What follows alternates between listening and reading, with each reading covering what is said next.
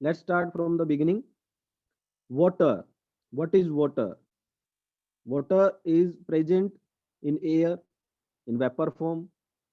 Water is present in ocean, river, lake, pond in liquid form.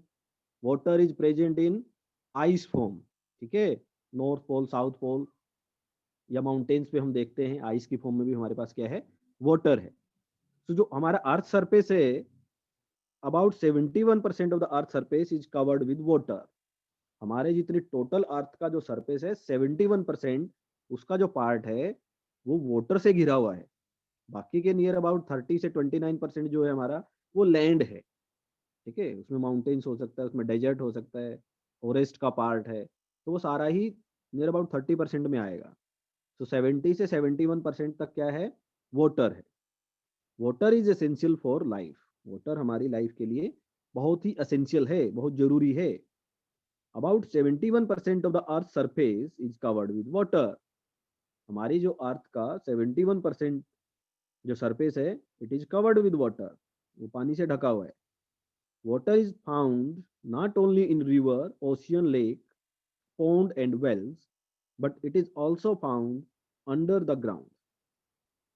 Water river, pond, lake और well में ही available नहीं है, बल्कि अर्थ surface के नीचे, ग्राउंड के नीचे भी अवेलेबल है.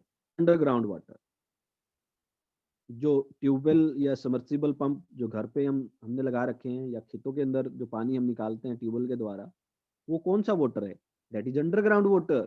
धरती के नीचे जो पानी है उसको बोरवेल के द्वारा, ट्यूबवेल के द्वारा, सबमर्सिबल पंप के द्वारा, ठीक है, मोटर वहां पे हम छोड़ देते हैं, और वो मोटर पंप क्या करता है, जो अंडरग्राउंड वाटर है उसको अर्थ सरफेस पे पंप करता है, फोर्स लगा के बाहर की तरफ निकालते हैं. That is the underground water. Earth surface के नीचे भी वाटर अवेलेबल है. It is present in the air. Air के अंदर भी वाटर अवेलेबल है. कौन सी फॉर्म में अवेलेबल है, गैसियस फॉर्म में, वाटर वेपर्स की फॉर्म में. Most of our body weight is made up of water. हमारी बॉडी वेट का जो पार्ट है बॉडी का, वो सबसे ज्यादा किया है वो वाटर की फॉर्म में ही है. तो सपोज करो हमारा वेट क्या है, 100 kg है, तो 100 kg के अंदर से 70 kg तो वाटर ही है. तो हमारी बॉडी वेट का बहुत सारा पार्ट भी क्या है, वाटर ही है. Water exist in nature in all the three states, as ice solid form में, वाटर लिक्विड फॉर्म के अंदर, and water vapour gaseous form के अंदर. तो वाटर जो है नेचर के अंदर तीनों स्टेट के अंदर एग्जिस्ट करता है, सॉलिड में भी, लिक्विड एंड गैसियस में भी. तो solid state of water is ice, liquid state of water is liquid water, gaseous state of water is water vapour, जिसको स्टीम भी हम बोलते हैं. Three state are in these states are interchangeable. ये states जो है आपस में इंटरचेंजेबल है, इंटरचेंज हो सकते हैं, एक दूसरे में कन्वर्ट किया जा सकता है. सॉलिड आइस आप लें, उसको किसी कंटेनर में रख दें, वो मेल्ट हो जाएगी, तो सॉलिड किस में चेंज हो गया, लिक्विड्स के अंदर. उसी लिक्विड वाटर को हम हीट कर दें, it changes into water vapours. अब रिवर्स करते हैं, वाटर वेपर्स को कूल डाउन कर दें, तो it changes into liquid water. And on further cooling, अगर फिर से उसको कूल कर दे, रेफ्रिजरेटर के अंदर रख दें, that liquid water again changes into solid ice. तो सॉलिड से लिक्विड बन सकता है, लिक्विड से water vapour, gaseous state. Water vapour को कूल डाउन कर दो तो लिक्विड वाटर बन जाएगा, लिक्विड वाटर को फर्दर कूल करें तो सॉलिड आइस बन जाएगी. तो these state of water are interchangeable. Next है बेटा, what is evaporation. The sun slowly heats the water on the surface of earth to change it into water vapor. जो सन की जो हीट है, जो अर्थ सरफेस पे वाटर है उसको हीट करती रहती है, और हीट होने से वाटर वाटर वेपर में चेंज हो जाता है. The process of changing water into water vapour is called evaporation. वो प्रोसेस जिसमें वाटर वाटर वेपर के अंदर चेंज हो जाते हैं उसको हम कहेंगे evaporation. The process of changing water into water vapor is called evaporation.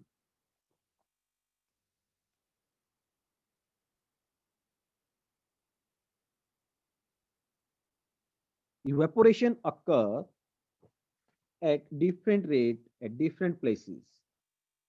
Different place पे evaporation डिफरेंट होगी। कहीं पे इवेपोरेशन फास्ट हो सकती है, कहीं पे इवेपोरेशन स्लो होगी। तो जिस भी प्लेस का टेम्परेचर या तेज हवा चलेगी, विंड, वहाँ पे इवेपोरेशन फास्ट होगी। जहाँ पे टेम्परेचर या हीट कम होगी, वहाँ पे इवेपोरेशन स्लो होगी। Some time it is fast and some time it is slow. तो कभी ये फास्ट हो सकता है और कभी स्लो हो सकता है। फैक्टर अफेक्टिंग इवेपोरेशन, वो फैक्टर जो इवेपोरेशन पे प्रभाव डालते हैं। तो कौन-कौन से हैं? First is temperature. Higher the temperature, greater the rate of evaporation. Temperature जितना हाई होगा, इवेपोरेशन उतनी फास्ट होगी। Greater the rate of evaporation means evaporation जल्दी-जल्दी होगा। यानी कि जो वाटर है, वो बहुत जल्दी से वाटर वेपर्स में कन्वर्ट हो जाएगा। यही तो है हमारे पास evaporation, change of water into water vapours. Wind, stronger the wind, greater the rate of evaporation. जितनी तेज हवाएं चलेंगी, moving air is known as wind. Previous lecture में हम पढ़ चुके हैं। तो मूविंग एयर जितनी फास्ट एयर मूव करेगी, उतनी ही इवेपोरेशन भी फास्ट होगी। इसका सिंपल एग्जांपल हम ले सकते हैं। सपोज करो हमने कपड़े धोए हैं और उसको हमने सूखने के लिए डाल दिया है। तो जितनी ज़्यादा धूप, यानी कि उतना ही ज़्यादा टेम्परेचर होगा और उतने जल्दी से कपड़े सूखेंगे। तो कपड़े कैसे सूखते हैं? कपड़ों के अंदर जो वाटर होता है, वो वाटर वेपर में चेंज हो जाता है, ठीक है? और वेपर बन के वो एयर के अंदर मिक्स हो जाते हैं।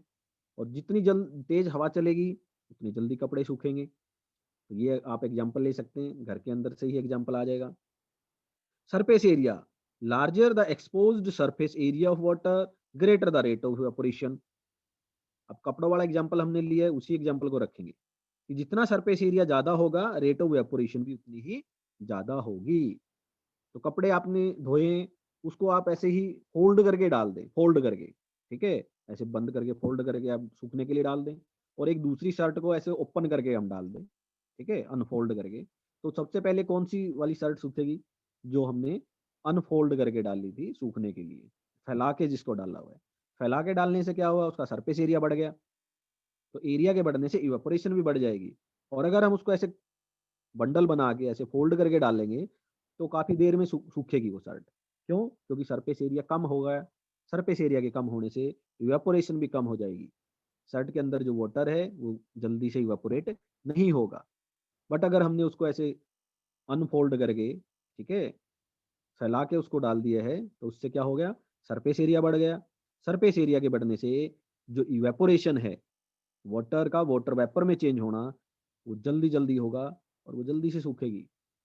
That is the effect of surface area. Humidity in the air, air के अंदर जो वाटर का अमाउंट होता है उसको ह्यूमिडिटी बोलते हैं। Lesser the humidity, greater the rate of evaporation. Air के अंदर ह्यूमिडिटी जितनी कम होगी, इवेपोरेशन उतनी फास्ट होगी। Less humidity means dry air. जो ड्राई एयर होती है, वो कौन से सीजन में आती है? जब हमारे अप्रैल मई जून के जो सीजन होते हैं, हॉट समर के जो सीजन होते हैं, उस टाइम पे एयर के अंदर मॉइस्चर बहुत कम होता है, ड्राई एयर होती है। तो ह्यूमिडिटी कम होगी, ह्यूमिडिटी के कम होने से इवेपोरेशन बढ़ जाती है। These are the factor which affect the evaporation. तो फर्स्ट फैक्टर है temperature. High temperature, rate of evaporation will be greater. Wind, stronger the wind, greater the rate of evaporation. Third, surface area, larger the surface area, greater the rate of evaporation. Fourth factor is humidity in the air, lesser the humidity, greater the rate of evaporation. जितनी humidity कम होगी, evaporation उतना ही fast होगा। So let us do an activity. तो एक simple सी activity हम परफॉर्म करेंगे। To do an activity to show that evaporation take place faster at higher temperature। Higher temperature पे इवेपोरेशन फास्ट होती है, ये इस एक्टिविटी से हमें परफॉर्म करना है। तो बड़ी सिंपल एक्टिविटी हम परफॉर्म करेंगे। Take two bowls of same size with half a glass of water in each. दो बाउल हम लेंगे, जो कटोरी जो होती है घर के अंदर वो ले सकते हैं। उसको हाफ फिल करेंगे वाटर से, आधी जो है उसको वाटर से फिल कर लेंगे। एक बाउल को तो हम बाहर धूप में रख देंगे, दूसरे को रखेंगे इनसाइड द रूम, जहाँ पे सनलाइट नहीं पहुंचेगी, ठीक है? तो कुछ देर के बाद हम ऑब्जर्व करेंगे कि 1 दिन या 2 दिन ऐसा काफ़ी टाइम के बाद हम ऑब्जर्व करेंगे कि जो हमने सनलाइट में जो बॉबल रखी है, उसका जो वाटर है, उसका लेवल कम हो चुका है। बाकी वो जो लेवल कम हुआ है, रिमेनिंग वाटर कहाँ गया? सन से जो हीट आई, उस हीट की वजह से वाटर चेंज हो गया वाटर वेपर में, ड्यू टू द इवेपोरेशन। और जो इनसाइड जो रखी हुई थी, जहाँ पे सनलाइट नहीं पहुँची है, जहाँ का टेम्परेचर कम है, उसके अंदर ज़्यादा चेंज नहीं आई है। तो ये एक्टिविटी से हम कंक्लूजन निकालेंगे कि जब टेम्परेचर ज़्यादा होता है, तो रेट ऑफ इवेपोरेशन भी फास्ट हो जाता है।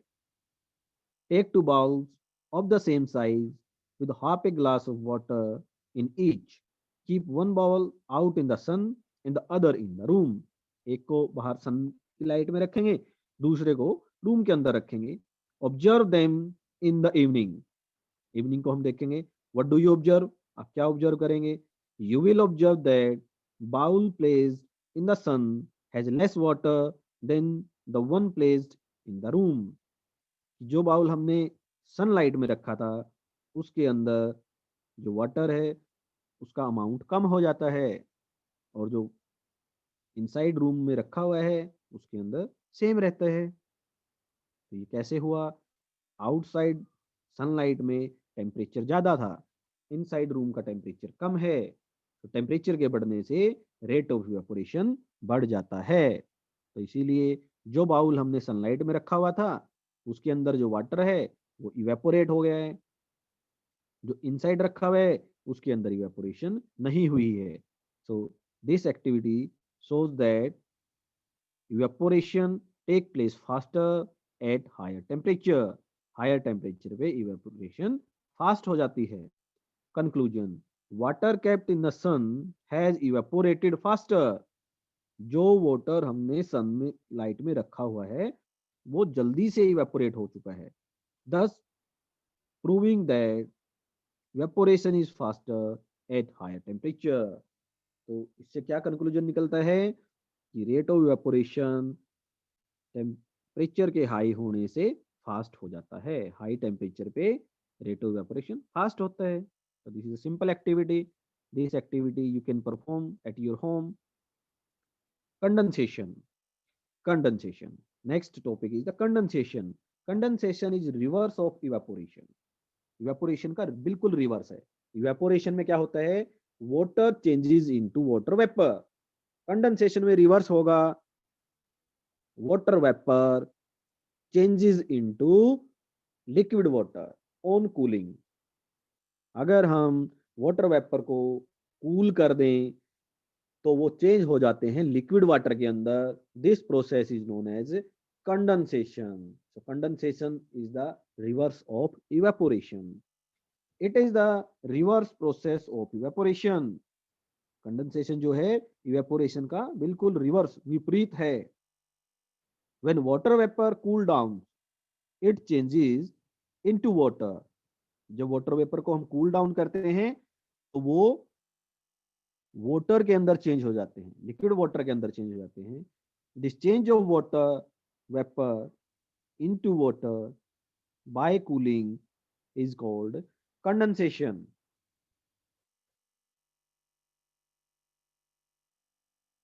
वो प्रोसेस जिसमें वाटर वेपर कूल करने पे वाटर के अंदर चेंज हो जाए, उस प्रोसेस को कंडेंसेशन कहते हैं.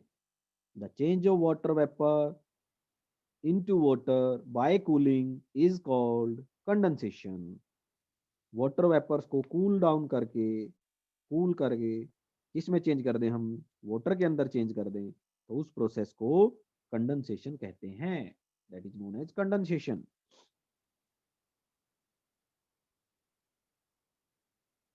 कंडेंसेशन प्लेज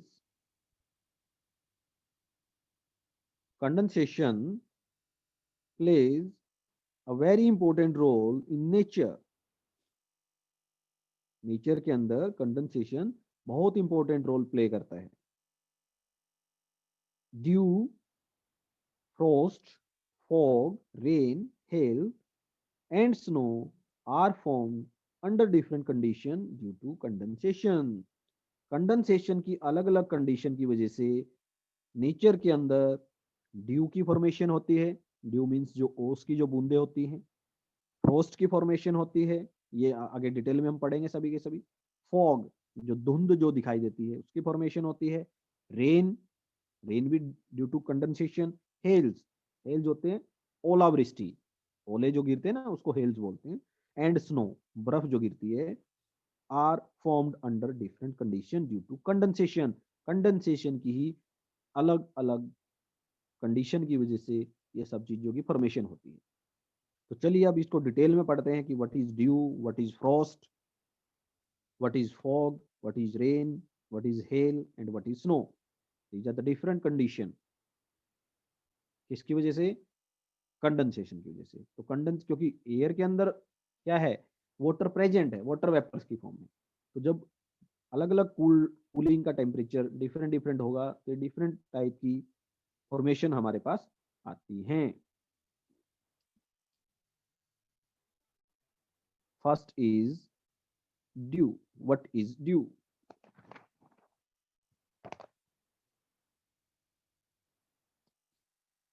तो अभी सर्दियों का मौसम है बेटा, जिस तरह से डायग्राम में देख पा रहे हैं, सभी बच्चों ने देखा होगा कि ऐसे ओस की बूंदे, ठीक है, सवेरे जब हम उठते हैं तो गार्डन में पेड़ पौधों पे ऐसे ओस की बूंदे गिरी हुई मिलती है। ये बारिश की बूंदे नहीं है। तो इस तरह के ड्रॉप्स को क्या कहते हैं हम? ड्यू। That is due. ये वो कोल्ड ड्रिंक वाली ड्यू नहीं है, उसकी भी स्पेलिंग यही होती है। That is a dew. हमारे एटमॉस्फेयर के अंदर जो वाटर की ऐसी ड्रॉपलेट्स होती हैं, these are known as due.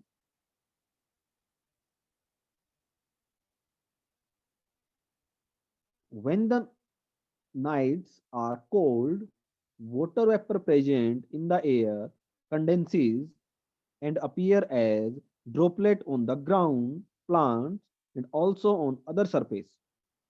कि जब कोल्ड नाइट्स होती हैं, विंटर्स नाइट्स जो होती हैं, आजकल हमारा जो मौसम है वो विंटर का मौसम है, रातें बहुत कोल्ड होती हैं। When the nights are cold, water present in the air condenses। Air के अंदर जो वाटर जो प्रेजेंट है वो कंडेंस हो जाता है। कंडेंस का मीनिंग वाटर वेपर से वाटर में चेंज हो जाता है। And appear as droplet on the ground, plants and also on other surface. Ground पे, प्लांट्स पे, प्लांट्स के जो लीव्स हैं और दूसरे भी बहुत सारे जो सरफेसेस हैं, वहां पे वाटर ड्रॉपलेट की तरह से वो अपीयर्स होते हैं, वाटर ड्रॉपलेट की तरह दिखते हैं। That water droplets are known as dew. उसको हम ड्यू कहेंगे। We often see dew drops early on cold winter morning on the leaves, flowers and vehicle standing outside the home। कि जो विंटर की जो अर्ली मॉर्निंग जो होती है, जब हम उठते हैं तो जो प्लांट्स के लीव्स हैं, फ्लावर्स हैं और व्हीकल जो घर से बाहर खड़े हुए हैं, उनके ऊपर ड्यू की ड्रॉप्स हम देखते हैं, वाटर ड्रॉप्स देखते हैं। वो वाटर ड्रॉप्स क्या होती हैं? वो रेन ड्रॉप्स नहीं है। हो सकता है किसी दिन बारिश हुई हो, उस दिन ड्रॉप होंगी, बट हर रोज बारिश नहीं होती। बट विंटर मॉर्निंग में हमें वो ड्रॉप्स दिखाई देती हैं। That drops are dew. Drops of water are dew. तो इसको हम ड्यू कहते हैं। तो ये ड्यू भी किसकी वजह से हुआ भाई? कंडेंसेशन की वजह से हुआ। तो डिफरेंट कंडेंसेशन जो होंगी वो डिफरेंट टाइप की फॉर्मेशन वहां पे होंगी। Next is the Frost. Frost, तो डायग्राम में भी आप देख सकते हैं। फ्रॉस्ट जब एक्सट्रीम विंटर होती है, जैसे हमारे हिली एरियाज हैं, नॉर्थ पोल, साउथ पोल के जो एरियाज हैं, वहाँ पे एक्सट्रीम विंटर होती है। एक्सट्रीम विंटर में, ठीक है, एक्सट्रीम विंटर में क्या होगा? In extreme winter the earth become very cold. Earth जो है वो बहुत कोल्ड हो जाती है। द सरफेस वाटर और even dew freezes into tiny white crystal. कि जो हमारा जो सरफेस वाटर है, रिवर में, पॉन्ड में, लेक में, वो बिल्कुल फ्रीज हो जाता है। और जो ये ओस की जो बूंदे हैं, due drops, even dew freezes into tiny white crystal. White crystal की फॉर्म में, ठीक है। क्रिस्टल होते हैं जैसे कोई भी चमकदार जो सब्सटेंस है, इस तरह से, जैसे कांच के छोटे छोटे टुकड़े होते हैं, इस तरह की फॉर्मेशन बन जाती है। उसको हम क्या कहते हैं? फ्रॉस्ट। और फ्रॉस्ट कब होगा? जब बहुत ज्यादा एक्सट्रीम विंटर हो, माइनस में टेम्परेचर चला जाए। In extreme winter earth becomes very cold, the surface water और even dew freezes into tiny white crystal, freezes into tiny white crystal, tiny white crystal। फ्रीजेज into tiny white crystals, this is called Frost. इसको हम क्या कहेंगे, इसको Frost कहेंगे। This is called Frost. It can be very dangerous for crops, जितनी भी हमारी जो खेती है उसके लिए बहुत खतरनाक होते हैं, क्योंकि जो हमारे जो प्लांट्स हैं, एग्रीकल्चरल प्लांट्स हैं, उनकी जो ग्रोथ है वो बिल्कुल कम हो जाती है और ये उसको डैमेज कर देती है, जितनी भी क्रॉप्स हैं। तो क्रॉप्स के लिए बड़ी डेंजरस होती है, डैमेजिंग होती है। Next one is the fog. अब विंटर सीजन है, विंटर सीजन में फॉग हम देख सकते हैं। तो first of all look at the diagram. Fog means जो धुंध जो गिरती है, तो धुंध भी इसी तरह से होते हैं, बिल्कुल क्लाउड से बन जाते हैं। ठीक है, एयर के अंदर वो जो क्लाउड्स बनते हैं उसी को हम क्या बोलते हैं, fog. And again fog is due to condensation, condensation की वजह ही होता है वो भी। A thick cloud of water drops formed above the land and the water is called fog. Thick clouds of water drops formed above the land and the water is called fog.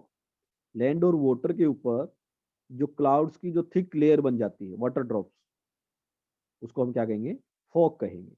तो winter season में fog बहुत day to day life में हमें बहुत ज़्यादा देखने को मिलती है। तो ये भी किसी किसकी वजह से होता है, कंडेंसेशन की वजह से, कि एयर के अंदर जो वाटर ड्रॉप्स हैं वो कंडेंस होके छोटी छोटी वाटर ड्रॉपलेट्स बना लेते हैं और उसी से क्या बनती है, फॉग की फॉर्मेशन होती है। Next is rain. बारिश, वर्षा जो होती है वो भी किसकी वजह से है, कंडेंसेशन की वजह से। When the sun shine, water from lake, river, sea etcetera changes into water vapour. जब सन बहुत ज्यादा उसके अंदर से गर्मी निकलती है, धूप निकलती है, तो जो वाटर होता है लेक, रिवर और सी के अंदर, वो चेंज हो जाता है वाटर वेपर के अंदर, इवेपोरेट हो जाता है, वाटर वेपर में बन जाता है। When it rises very high in the sky, it condenses to form small droplet of water. और एटमॉस्फेयर के अंदर जब वो बहुत ऊपर की तरफ जाता है स्काई में, तो जैसे जैसे हम ऊपर की तरफ जाएंगे स्काई में, तो टेम्परेचर कम होना स्टार्ट हो जाता है, टेम्परेचर डिक्रीज हो जाता है। तो जो वाटर वेपर्स हैं वो कंडेंस होके वाटर की ड्रॉपलेट बनाते हैं, small droplets of water. These droplets join together to form clouds. और ये छोटी छोटी वाटर ड्रॉपलेट्स आपस में कंबाइंड होके क्लाउड्स की फॉर्मेशन करती हैं। When these cloud pass through cooler air, they get cooled further. और ये क्लाउड्स जब ठंडी हवा के नजदीक से जाते हैं तो ये फिर से कूल डाउन हो जाते हैं, कूल्ड हो जाते हैं। The water droplets become heavier and fall to the earth as rain. और ये वाटर की ड्रॉपलेट्स काफी हैवी हो जाती हैं और रेन की फॉर्म में अर्थ सरफेस पे आती हैं।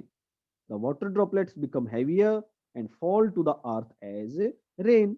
रेन की फॉर्म में अर्थ सरफेस पे गिरती हैं। This is also called precipitation. और रेन को ही प्रेसिपिटेशन भी कहा जाता है। That is the second name of rain, precipitation. तो कई बार पूछ ले what is precipitation, rain is known as precipitation. तो होता कैसे है कि जितने भी हमारे वाटर बॉडीज हैं, चाहे रिवर है, पौंड है, लेक है, सी हैं, इनके अंदर से सन की हीट की वजह से वाटर वाटर वेपर के अंदर चेंज हो जाता है। और जब वो वाटर वेपर हाई स्काई के अंदर राइज करता है तो वो कंडेंस होके स्मॉल वाटर ड्रॉपलेट्स में चेंज हो जाता है। और ये small small water droplet join होके क्या बनाएंगी, क्लाउड्स की फॉर्मेशन करती हैं। और जब ये क्लाउड्स ठंडी हवा के नज़दीक से गुजरते हैं तो ये फर्दर कूल डाउन हो जाते हैं और हैवी बन जाते हैं। और ये जब वाटर ड्रॉपलेट हैवी हो जाती हैं तो रेन की फॉर्म में अर्थ पे आ जाती हैं। This is also known as precipitation. और इसी को हम प्रेसिपिटेशन भी कहते हैं। तो this is rain. Again formation of rain is due to condensation. Next है हमारे पास हेल्स। व्हाट इज हेल्स, हेल्स ओलावृष्टि, ओले जिसको हम कहते हैं। तो ये क्या होते हैं, आइस की छोटी छोटी बॉल होती हैं जो बारिश के साथ धरती पे गिरती हैं, तो उसको हम क्या कहेंगे, hello. When rain drop passes through very cold air in the atmosphere, जब रेन ड्रॉप एटमॉस्फेयर के अंदर बहुत ठंडी हवा के नजदीक से जाती हैं, they freezes into ball of ice, वो फ्रीज होके आइस बॉल बन जाती हैं। These balls of ice fall to the ground as hail. ये जो आइस बॉल है ये ग्राउंड पे हेल की फॉर्म में गिरती हैं।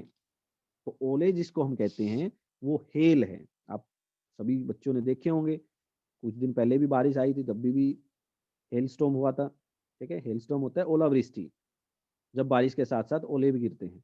तो वो इसी तरह से होते हैं कि बहुत ठंडी एयर के नजदीक से जब रेन की ड्रॉपलेट्स जाती हैं तो वो रेन ड्रॉपलेट्स हेल्स में कन्वर्ट हो जाती है। तो when the rain drop pass through very cold air in the atmosphere they freezes into ball of ice.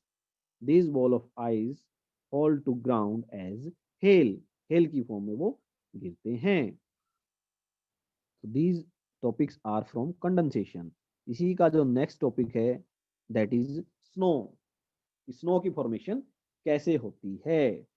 तो look at the diagram. Snow, जितने हमारे हिली एरियाज हैं वहां पे स्नो, बर्फ गिरती रहती है। तो ये जो बर्फ है ये हेल की तरह से नहीं होती। ठीक है, इसको आप सोचते कि बर्फ तो तभी गिरती है ना जब हेल स्टॉर्म होता है, नहीं, वो अलग है। ये स्नो डिफरेंट टाइप की होती है। When water vapour freezes in air suddenly, the air water the water vapor freezes in air suddenly when it is very cold and fall as tiny white flakes called snow। ठीक है, tiny white flex की form में, flex होते हैं छोटे छोटे टुकड़े। ठीक है, तो छोटे व्हाइट टाइनी फ्लेक्स की फॉर्म में जब वो गिरते हैं तो उसको हम क्या कहते हैं? उसे हम स्नो कहते हैं।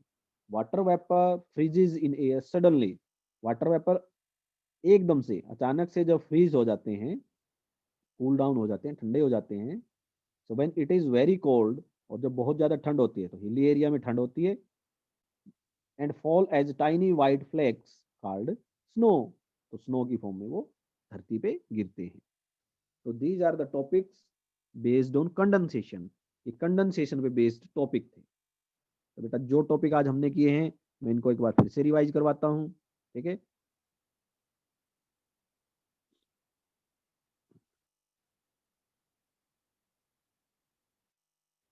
तो आज के हमारे टॉपिक्स थे वाटर। हमारा जो अर्थ का जो सरफेस है 71% is covered with water. 71% surface water से कवर है।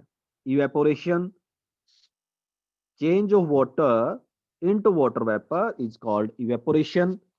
वाटर वेपर जो है, वाटर जो है वो वाटर वेपर में चेंज हो जाता है, इस प्रोसेस को हम कहेंगे इवेपोरेशन। वो प्रोसेस जिसके द्वारा वाटर वाटर वेपर में चेंज हो जाता है, इट इज कॉल्ड इवेपोरेशन। उसके बाद फैक्टर अफेक्टिंग द इवेपोरेशन। कौन कौन से वो फैक्टर हैं जो इवेपोरेशन को अफेक्ट करेंगे, प्रभावित करेंगे? वो है हमारे पास temperature, wind, surface area, humidity in the air, air के अंदर जो ह्यूमिडिटी है। नेक्स्ट है condensation. What is condensation? Water vapour cool down होके वाटर के अंदर चेंज हो जाते हैं, उस प्रोसेस को हम कहेंगे condensation. The change of water vapour into water bye cooling is called condensation. उसको क्या कहेंगे हम? कंडेंसेशन। कंडेंसेशन के कौन कौन से इफेक्ट हैं? ठीक है, कंडेंसेशन की वजह से क्या होता है? कंडेंसेशन की वजह से होती है ड्यू की फॉर्मेशन। जो वाटर की जो ड्रॉपलेट्स हैं, वो ड्यू की जो फॉर्मेशन होती है वो भी किसकी वजह से है?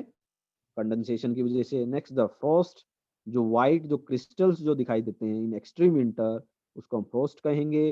Fog, thick cloud of water droplet during the winter season above the land